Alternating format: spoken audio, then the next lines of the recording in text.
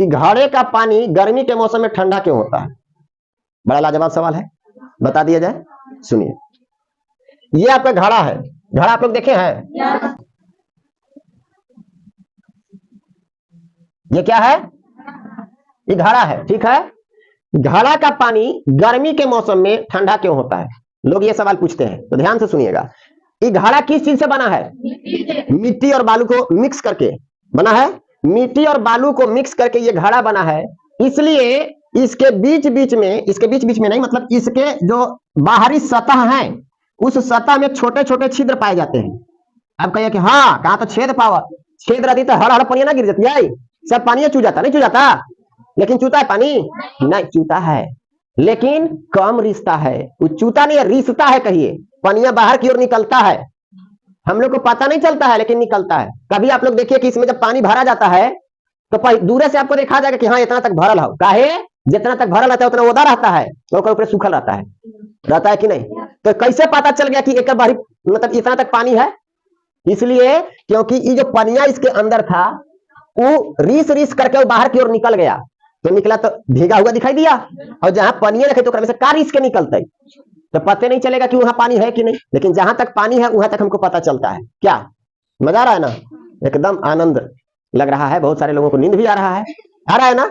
चलिए, हम ये बात कर रहे थे कि इसके किनारे किनारे मतलब छोटे छोटे क्या पाए जाते हैं? छिद्र पाए जाते हैं। अब वो जो छोटे छोटे छिद्र हमारे अखिया से नहीं दिखाएगा, हाथ छेद है तो नहीं देखा, तो अंदर नहीं दिखाएगा, वो बड़ा करके जब आप देखिएगा तब वो छिद्र दिखाई देगा आपको, ठीक है?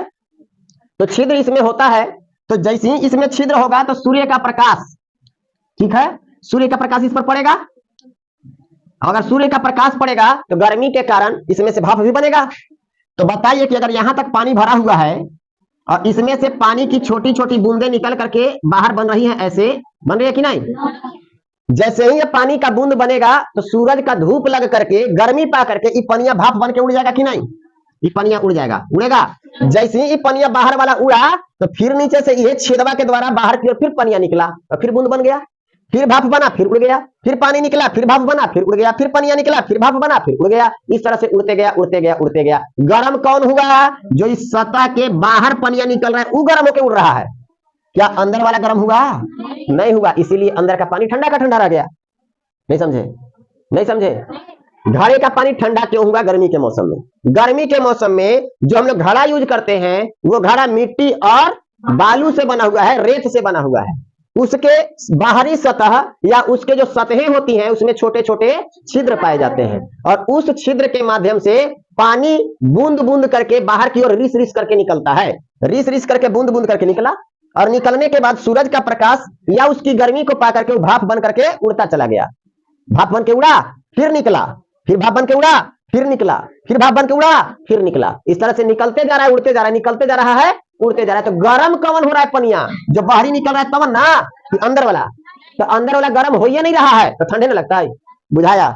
अब कहे कि हाँ, तो तसलवा वाला गर्म कैसे हो जाए? तसला में जब पानी रखते हैं तो गर्मी के मौसम पूरा एकदम गर्म हो जाता है, होता है कि नहीं? तब तसला वाला समझिए। देखिए ये आपका तसला है,